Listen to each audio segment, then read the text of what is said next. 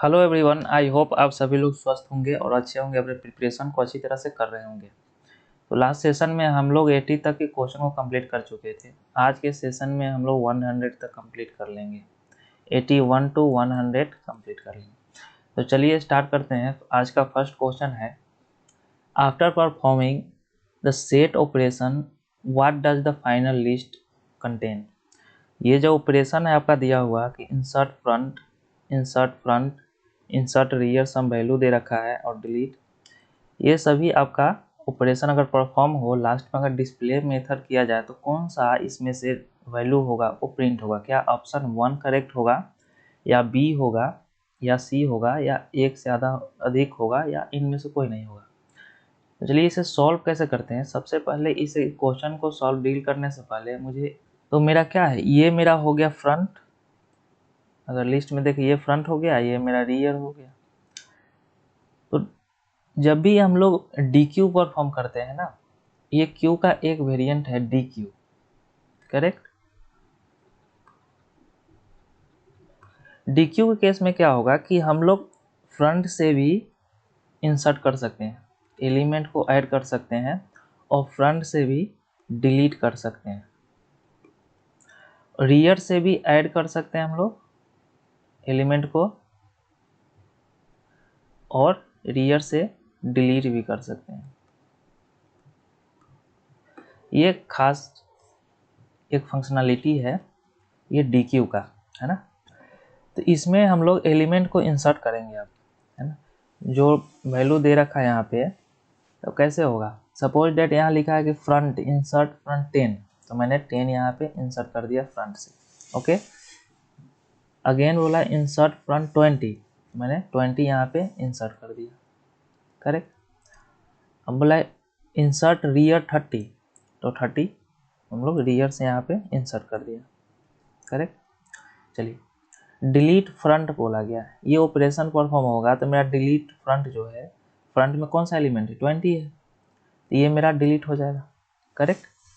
Again next operation है कि insert rear 40, तो 40 हम लोग यहाँ पे इंसर्ट करेंगे, करेक्ट। देन पूछा है कि इंसर्ट रियर 10, 10 हम लोग इंसर्ट कर दिए। ये रियर से हो रहा है, ये मेथड परफॉर्म होगा, तो इस तरह का डेटाबेस आपका डिजाइन होगा। चलिए अगेन कौन सा मेथड है आपका, डिलीट रियर। मेरा रियर में कौन सा एलिमेंट है, ये है, इसे मैंने डिलीट कर दिया। इंसर्ट रियर, अगेन बोला गया इंसर्ट रियर, तो मेरा 15 आ गया। देन आपका मेथड है कि डिस्प्ले, अब डिस्प्ले होगा तो कौन सा आपका एलिमेंट शो होगा, बचेगा ये आपका 10, करेक्ट। नेक्स्ट 30, 40 एंड 15, ये आपका आएगा, ये वैल्यू आपका प्रिंट होगा। तो इनमें से कौन सा ऑप्शन है आपका, ये सी, करेक्ट। आपका सी करेक्ट हो जाएगा। तो डी क्यू ऐसे हम लोग परफॉर्म करते हैं, है ना, कि बोथ एंड से हम लोग इंसर्ट भी करेंगे डिलीट भी करेंगे। बट क्यू के केस में क्या होगा कि एक साथ एक जो फर्स्ट आएगा वही फर्स्ट रिमूव भी होता है ना। वन साइड से ही हम लोग एंट्री करेंगे और डिलीट भी एक साइड से होता है, करेक्ट। चलिए आगे देखते हैं। 82, a linear data structure in which insertion or deletion operation can be performed from both end is। तो दोनों तरफ से बोला गया है कि अगर डिलीट करेंगे तभी पर हम लोग डी क्यू के केस में होता है ना, कि ये मेरा फ्रंट हो गया, ये मेरा रियर हो गया, करेक्ट। तो इधर से भी हम लोग डिलीट कर सकते हैं और इधर से भी हम लोग डिलीट कर सकते हैं और इधर से भी हम लोग ऐड कर सकते हैं। तो ये मेरा डी क्यू में होता है, तो आपका सी करेक्ट हो जाएगा। चलिए 83, a circular queue implemented using array having a size max size in which array index start with 0, front point to the first element is q, correct, and rear point of the last element in a queue. Which one of the following condition is used to specify that a circular queue is empty। तो circular queue इस तरह का होता है structure, आपका जो rear होता है, जो आपका रियर हुआ वो फ्रंट के साथ अटैच होता है ना। रियर जो है आपका फ्रंट के साथ लिंक्ड होता है। तो सपोज दैट ये मेरा सर्कुलर क्यूब हो गया, करेक्ट। तो ये फ्रंट है आपका, अगर मेरा ये फ्रंट है तो ये आपका रियर होगा, है ना। ये दोनों लिंक्ड होता है। तो जब भी फर्स्ट कंडीशन होगा, अगर इम्पटी केस होगा, अगर सर्कुलर क्यू जो मेरा अगर इम्पटी होगा तो उस केस में आपका जो है front correct equal to rear, ये दोनों जो होगा -1 के बराबर होगा। मेरा अगर सर्कुलर क्यू में अगर कोई भी डेटा नहीं होगा तो फर्स्ट जो स्टार्टिंग इंडेक्स है ना, स्टार्टिंग इंडेक्स जो है वो मेरा -1 होता है। तो याद रखिएगा ये कंडीशन, इसके थ्रू से आपका ये करेक्ट हो जाएगा, करेक्ट। और हम लोग रियर को बढ़ाते रहते हैं। अगर सपोज दैट मुझे यहाँ पे कोई एलिमेंट को ऐड करना है तो मेरा फ्रंट क्या हो जाएगा, 0 हो जाएगा, करेक्ट। देन अगर नेक्स्ट एलिमेंट को ऐड करना है तो मेरा रियर क्या होगा, अगेन इंक्रीज करेगा, है ना। तो यहाँ पे वो 2 वैल्यू डाल सकते हैं, 3 यहाँ वैल्यू होगा, है ना। अगेन इंक्रीज होगा तो यहाँ पे वैल्यू आ जाएगा। तो ये 1 हो गया, 2 हो गया, राइट। चलो आगे देखते हैं। आपका 83 का ये हो जाएगा आपका। चलिए 84,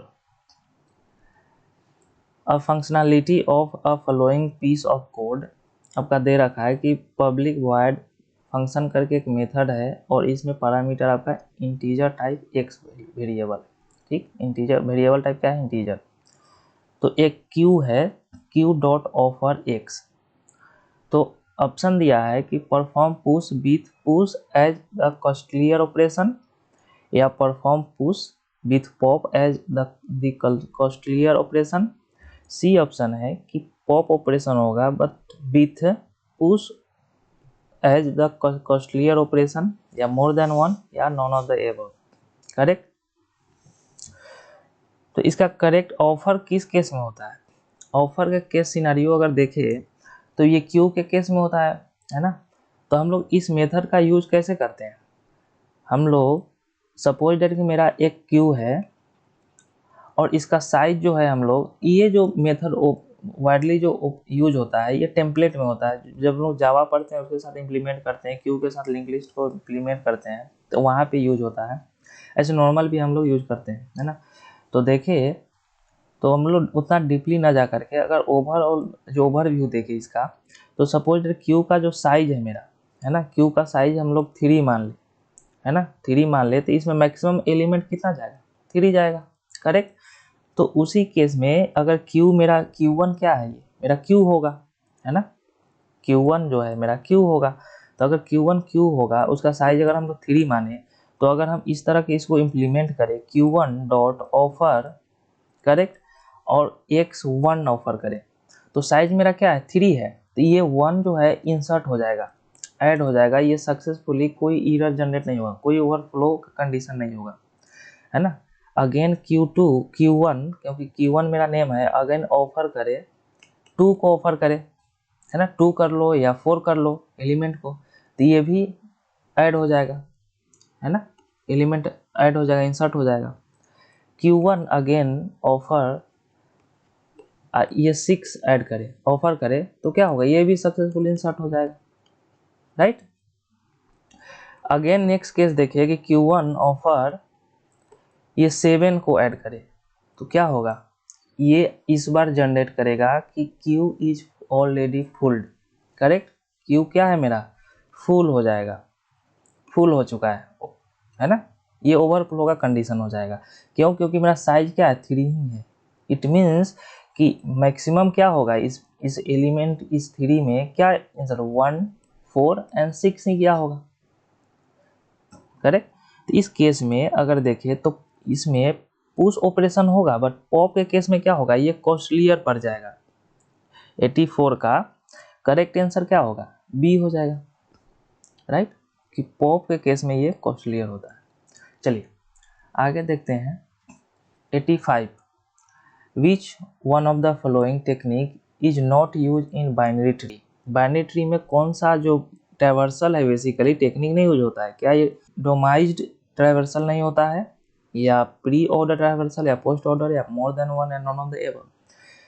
तो आपका ये पढ़े हो क्या कहीं पे हम, है ना। रैंडमाइज ट्रैवर्सल जो होता है ये कुछ नहीं होता है बाइनरी ट्री में, बीएसटी में बाइनरी ट्री में नहीं होता है। आपका पोस्ट ऑर्डर होता है ना, प्री ऑर्डर भी होता है, और एक और थर्ड होता है, वो कमेंट करो कौन सा होता है थर्ड वाला, है ना। आप कमेंट कीजिए।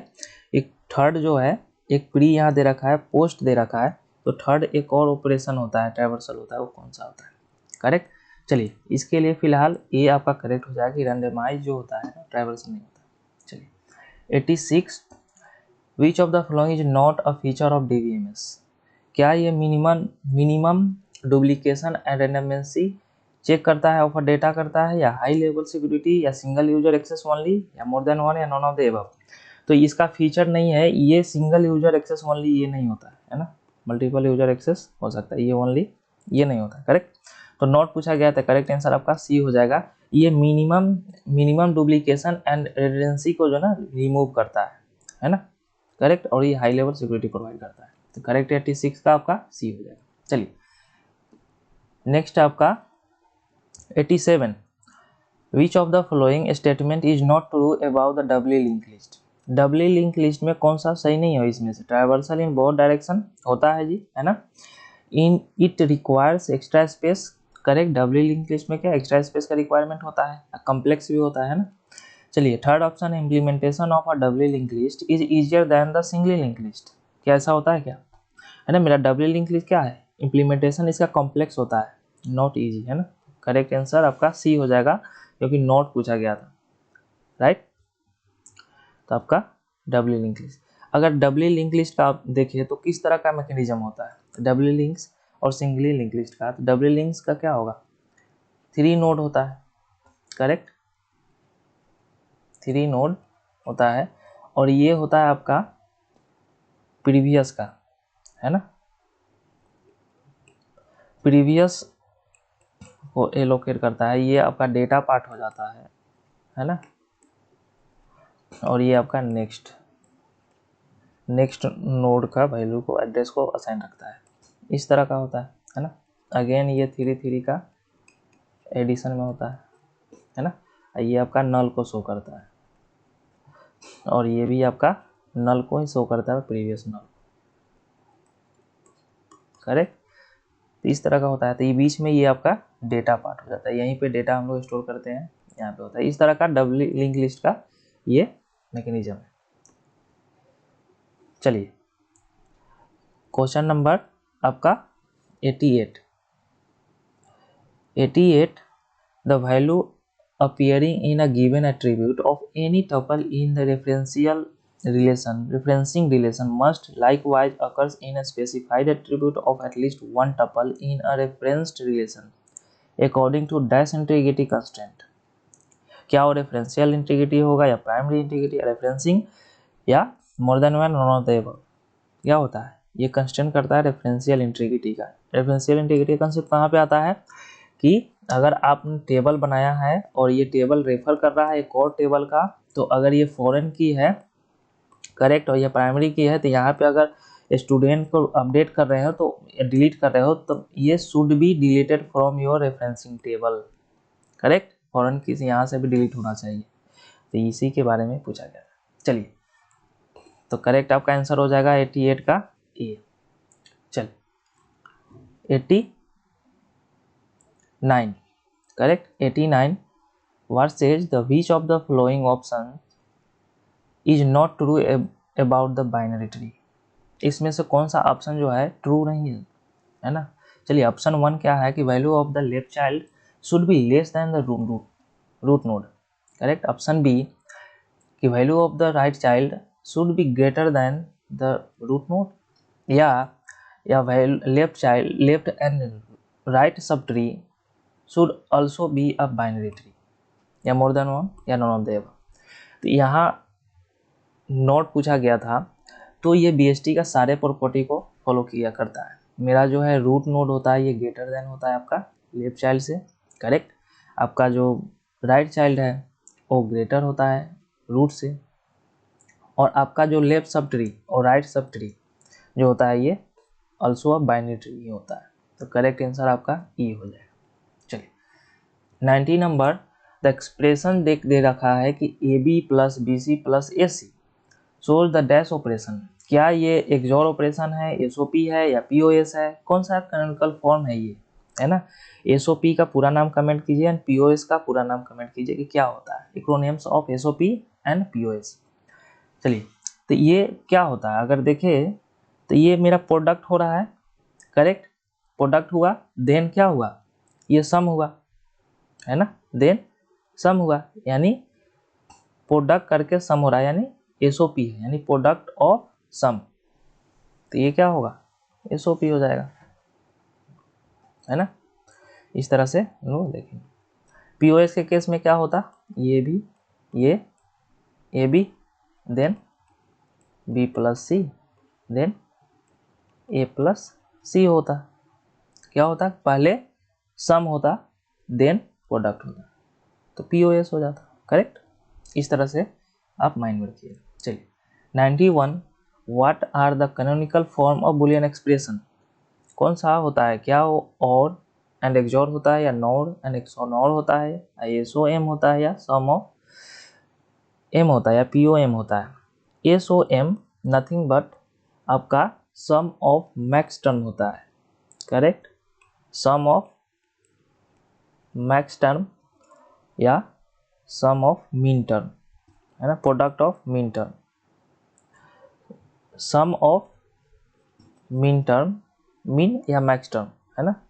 मीन मैक्स टर्म, अगर स्मॉल आता तो ये मीन टर्म, कैपिटल आता है मैक्स टर्म, तो ये सम ऑफ मीन मैक्स टर्म को डिनोट करता है। इस तरह से याद रखिए कि अगर देखें तो सम ऑफ आपका मीन टर्म और प्रोडक्ट ऑफ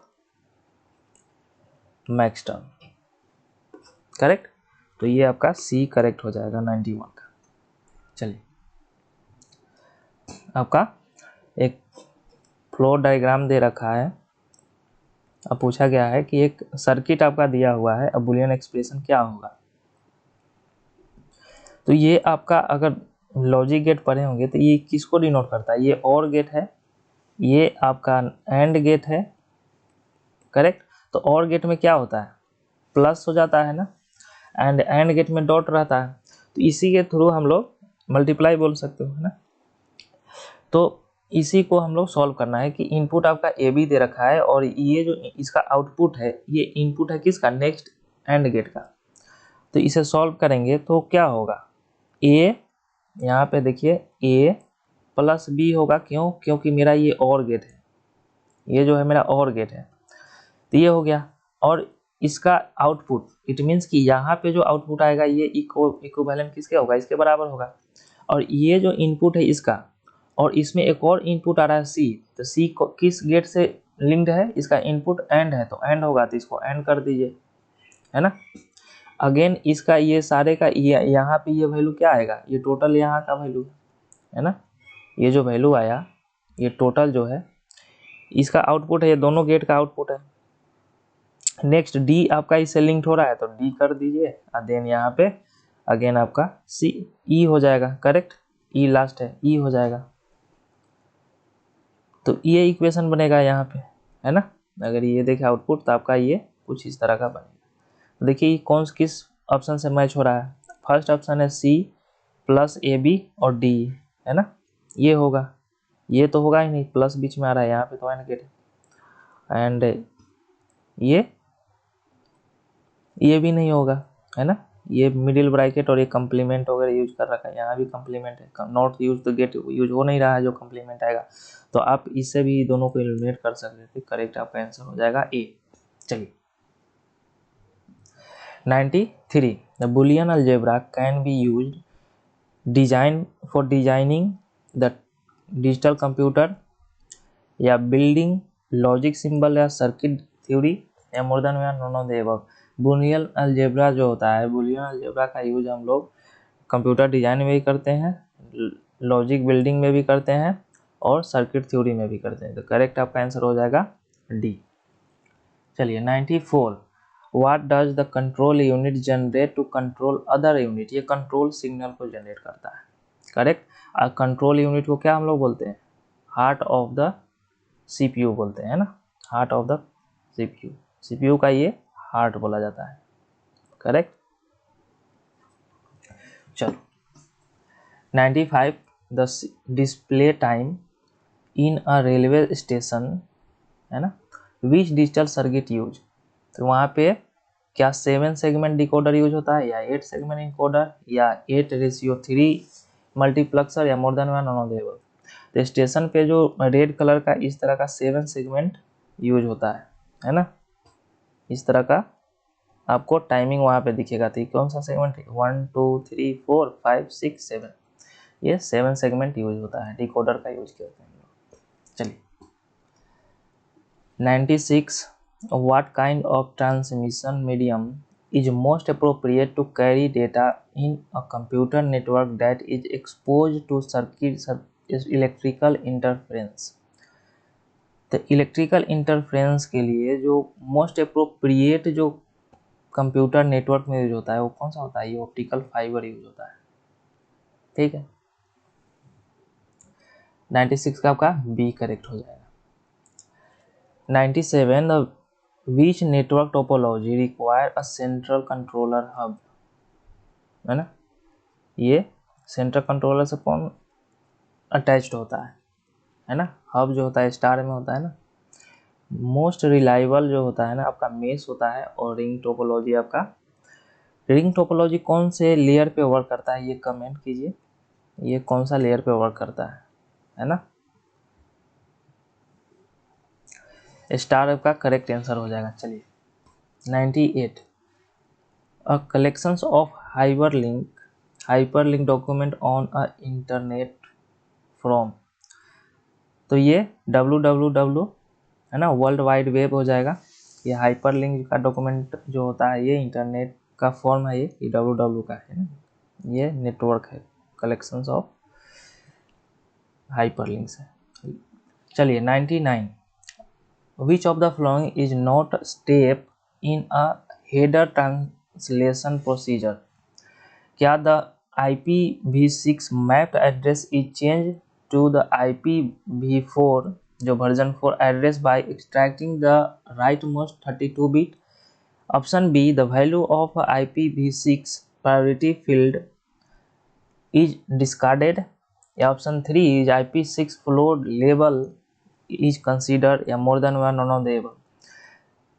इसमें से नोट पूछा गया था, तो ये होता है आपका और ये होगा, है ना, ए और बी करेक्ट हो जाएगा कि IPv6 जो होता है mapped address and change to IPv4 address extracting right most 32 bit होता है, करेक्ट। और IPv6 प्रायोरिटी फील्ड डिस्कार्डेड कर देता है, ये छोड़ देता है इसका वैल्यू, तो ये आपका सी करेक्ट हो जाएगा। चलिए 100 which one of the following would breach a integrity of system, क्या और लॉकिंग और रूम प्रिवेंट थे, फिजिकल को सेव करने के लिए हम लोग रूम को लॉक करते हैं ना, फिजिकल इंटीग्रिटी के बारे में पूछा गया था, बट यहाँ पे पूछा जा रहा है सिस्टम इंटीग्रिटी के बारे में, करेक्ट। तो ये ऑप्शन करेक्ट नहीं होगा। Full access right of the all user, तो इस ऑल सभी यूजर को फुल एक्सेस है ना, ये आपका करेक्ट हो जाएगा ऑप्शन, कि ये सिस्टम का इंटीग्रिटी को ब्रीच करता है। कि हो सकता है आप अगर किसी यूजर को फुल एक्सेस दे रहे हो तो फाइल को एक्सेस करे, एडिट करे, मॉडिफाई कर दे, है ना, तो ये इंटीग्रिटी ब्रीच हो जाता है, system integrity. Fitting a system with anti theft device, ये नहीं होगा, है करेक्ट, आपका आंसर बी हो जाएगा। तो आज के लिए इतना ही रखते हैं, मिलते हैं नेक्स्ट सेशन में। तब तक के लिए आप अपना ख्याल रखिए और प्रिपरेशन को अच्छी तरह से करते रहिए, और डेली अपडेट के लिए आप मेरे चैनल से जुड़ सकते हैं, है ना, और कमेंट कर सकते हैं कि और क्या बेहतर किया जाए। तो मिलते हैं नेक्स्ट सेशन में, तब तक के लिए टेक केयर।